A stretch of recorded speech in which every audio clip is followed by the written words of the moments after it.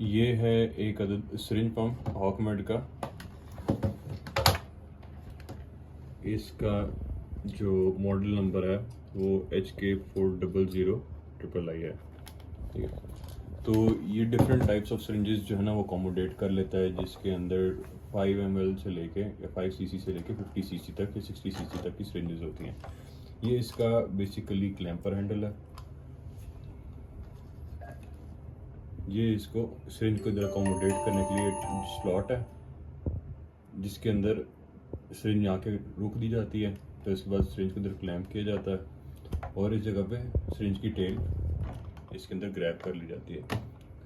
अभी इसके अंदर फॉल्ट ये आया है कि हमें उन्होंने जो स्टाफ है उसने बताया कि ये अलार्म्स नहीं दे रहा। अभी इसने स्टार्ट में ऑन किया इस बटन से, सेल्फ टेस्ट इसने पास किया, तभी हम ये नीचे इस जगह देखेंगे कि ये म्यूट नहीं है, वॉल्यूम इसका फुल है, बट स्टिल ये अलार्म नहीं दे रहा। किसी भी की को दबाने में ये अलार्म में कोई साउंड नहीं दे रहा। तो मोस्ट प्रॉब्ली इसका स्पीकर ख़राब है। तो अभी हम इसको ओपन करते हैं, इसका स्पीकर जो है ना वो चेंज करने की कोशिश करते हैं। तो इसके लिए पहले इसको पावर ऑफ कर लेते हैं। इसके पीछे रबर स्टॉपर्स लगे हुए हैं। अब इन रबर स्टॉपर्स को हमने पहले उतारना है। अब ये एक नीडल है या एक सिरिंज हेड है, इससे इस तरह करके हम लोगों ने इसके सारे रबर स्टॉपर्स रिमूव कर लेंगे। अब इसके यहाँ भी रबर स्टॉपर्स हैं हैंडल के नीचे, उसके अलावा हम इसके स्क्रूज जो है ना वो अनस्क्रू कर लेते हैं। इसका स्पीकर जो है ये हमें नज़र आ रहा है कि इस साइड के ऊपर है। तो अभी हम इसे डिटैच करके इसका इंटरनल व्यू देखते हैं। तो हल्का से इस साइड से रोटेट कर लें तो ये हमारा वो पॉइंट है जिस जगह पे स्पीकर लगा हुआ है, जिसके ये 2 होल्डर्स हैं जिससे इसने रोक के रखा हुआ है। इसको ओपन करते हैं, इसको स्पीकर निकालते हैं अंदर से।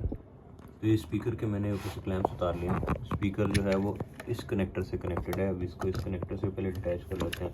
आइडियल ये है कि आप इसकी सबसे पहले बैटरी रिमूव कर लेते हैं, उसके बाद इसका स्पीकर जो है वो रिमूव कर लेते हैं। अब स्पीकर के ऊपर इसकी कोई रेटिंग नहीं लिखी हुई कि ये कितने ओम्स का है, कितने वाट्स का स्पीकर है। तो हम एक लुक अलाइक स्पीकर जो है या कंपनी से एक स्पीकर जो है वो डिमांड करके वो इसके अंदर रिप्लेस करते हैं।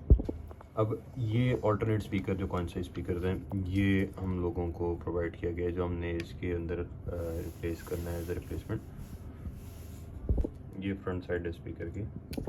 अब ये स्पीकर हम इस कनेक्टर के अंदर अटैच करेंगे,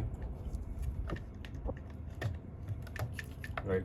और जो बाकी स्पीकर का कॉइन है, जो एक्चुअल स्पीकर है, वो इस प्लेस के ऊपर अटैच करके ऊपर क्लैंप्स फिट कर देंगे। तो ये हमने स्पीकर फिट करके ऊपर क्लैंप जो है ना वो इसका फिट कर दिया। अब हमने इसके अंदर स्पीकर फिट कर दिया, तो अभी ये अलार्म भी करेगा, सारी साउंड्स भी देगा जो कि इसको देनी चाहिए। फॉर एग्जांपल जिस टाइम के ऊपर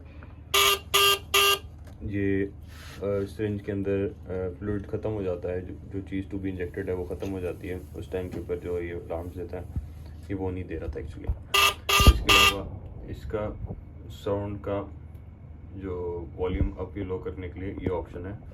फॉर एग्जांपल ये इसका मेन स्क्रीन है, 2 नंबर के ऊपर सेटिंग में जाना है, फिर हमने इधर नहीं है तो नीचे जाना है, फिर इधर 1 नंबर के ऊपर साउंड है, यहाँ पे एंटर प्रेस करना है, ये हम इस तरह सेलेक्ट कर सकते हैं। ठीक है। सेकेंडली इसके अंदर जो मोड्स होते हैं वो फॉर एग्जांपल 1 के ऊपर क्लिक करेंगे तो मोड सिलेक्शन के ऑप्शन में आ जाएगा। सबसे ज़्यादा यूज जो होता है वो रेट मोड होता है, बाकी time mode, wait mode, intermittent टीवा मोड ये आगे ऑप्शंस हैं, लेकिन मोस्ट फ्रीक्वेंटली यूज जो चीज़ है वो रेट मोड है। रेट मोड के अंदर आपने सिर्फ कितने मिलीलीटर्स पर आवर इन्फ्यूजन होए या इंजेक्शन होए उस हिसाब से एक स्पीड लिख देनी है।